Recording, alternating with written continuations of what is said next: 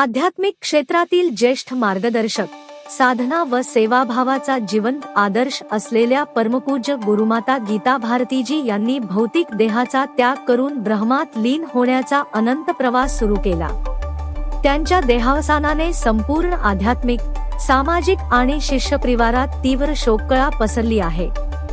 गुरुमाता गीता भारतीजी यांनी आयुष्यभर आध्यात्मिक प्रबोधन, नैतिक मूल्यांची जोपासना आणि समाजकल्याणासाठी अविरत कार्य केले। त्यांच्या मार्गदर्शनाखाली असंख्य शिष्यांचे जीवन संस्कारित झाले असून त्यांना योग्य दिशा व प्रेरणा मिळाली।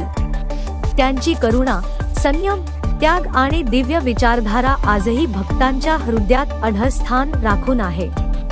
जरी त्यांनी भौतिक देह सोडला असला तरी त्यांचे विचार, शिकवण आणि सेवा कार्य अनंतकाळ प्रेरणादायी ठरणार आहे। सर्व भक्तांना कळविण्यात येते की परमपूज्य गुरुमाता गीता भारतीजींचे अंतिम दर्शन आज सायंकाळी 4 वाजल्यापासून अहमदाबाद येथील आश्रमात तसेच उद्या दिवसभर उपलब्ध असेल।